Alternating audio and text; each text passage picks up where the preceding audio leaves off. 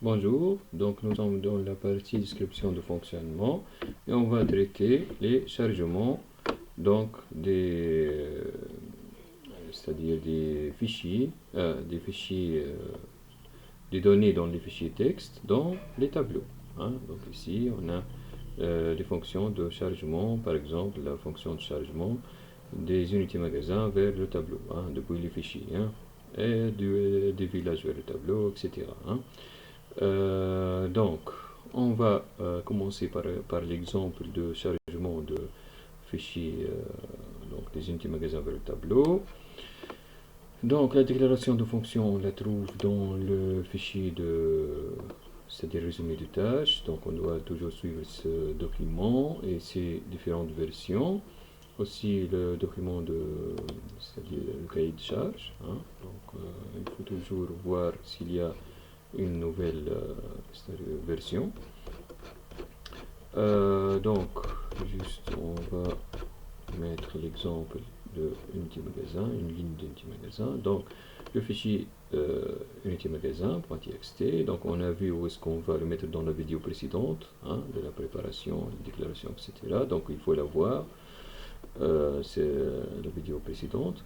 Donc, il y a des lignes, de c'est-à-dire de ce format. Donc chaque ligne contient trois informations. Normalement, ce sont les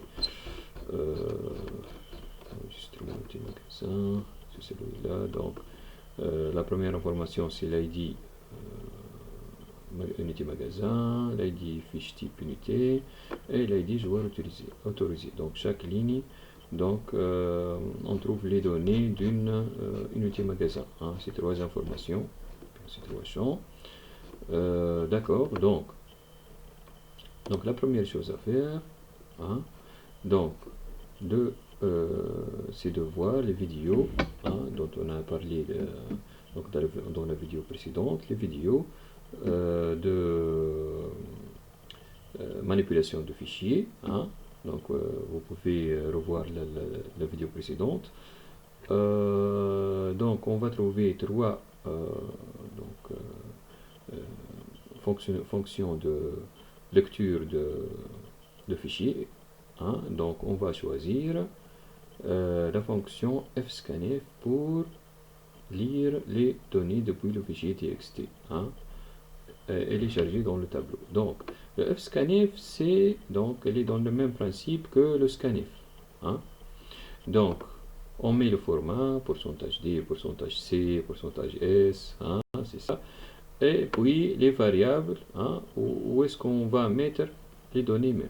Donc ici, par exemple, donc on va apprendre à manipuler le fscanf. On va voir la vidéo correspondante dans la formation qui est indiquée dans la vidéo précédente. Donc on va aussi essayer par exemple, si on a dans la vidéo qu'on a vue de 6 ou 5 lignes, donc on va arrêter, c'est-à-dire la vidéo, et on va copier les 6 ou 5 lignes, non pas dans ce projet, dans c'est-à-dire le fichier C de mini-projet, non, on va faire créer un autre projet, un autre fichier C, on va essayer de manipuler ce fscanf, par exemple mettre un fichier qui contient c'est-à-dire un entier, et on va essayer de le lire, par exemple. Donc si on réussit à faire ça, donc on va revenir à notre mini-projet, on va utiliser ce fscanf, et c'est-à-dire l'ouverture de fichier avec le fscanf, etc. Donc on va l'apprendre de la vidéo, puis on va ici mettre dans le fscanf le format de cette ligne. Donc on va lire ligne par ligne. Donc on va aussi voir qu'on va d'accord. Donc on va tout d'abord mettre le format. Donc ici on a trois entiers. Donc pourcentage D, espace pourcentage D, espace pourcentage D. C'est ça le format. Donc on va mettre les variables, c'est-à-dire on va mettre ces données lues par fscanf. Donc normalement c'est si le tableau des unités magasins s'appelle T, par exemple. Il ne s'appelle pas T, mais s'il s'appelle T. c'est comme si on fait T de I, hein, la case I, c'est-à-dire point, première information, virgule, T de I, point, deuxième champ, c'est-à-dire T de I, point, troisième champ. Hein. Donc les champs sont listés, on a vu tout à l'heure, c'est ID magasin, T de I point ID magasin, T de I point ID fichier type unité, et T de I point ID joueur autorisé, c'est ça. Hein. Donc on peut retourner au cours qu'on a vu autour des tableaux d'enregistrement et on se rappelle de comment on fait ça. Donc F-scanner pour lire, on a vu F-scanner pour lire une ligne. Hein. Donc si on veut, c'est-à-dire lire toutes les lignes, on va utiliser une boucle. Donc ici on a déjà mis ça dans une remarque. Donc,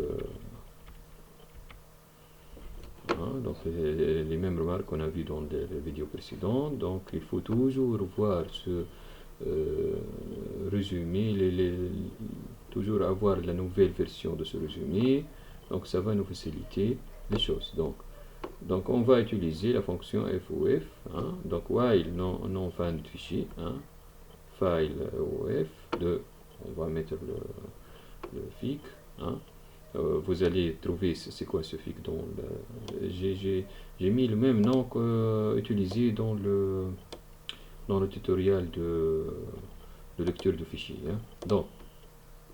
Donc on va mettre while non fin de fichier. Tant qu'on n'a pas atteint la fin de fichier, on va chaque fois à l'aide de fscanf lire une ligne.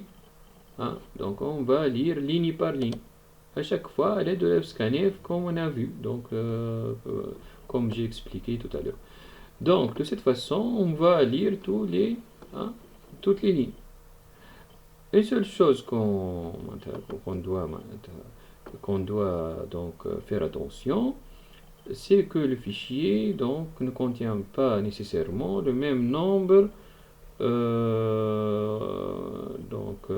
même nombre de lignes ou bien le même nombre de lignes que les cases du tableau. Donc le tableau Unity Magasin par exemple, il contient 8 cases. On peut trouver 6 cases seulement. On peut trouver un stage, on va donner 3 unités magasins pour le joueur humain par exemple et 3 pour le joueur ennemi. Donc si on a 6 lignes seulement et on veut lire 8, donc il va y avoir un problème. Donc qu'est-ce qu'on va faire? While non fin de fichier, donc tant qu'on a une ligne, on va donc la mettre dans la case correspondante, hein, la case 0, la case 1, 2, 3, par exemple si on a 6, donc on va remplir de 0 à 5.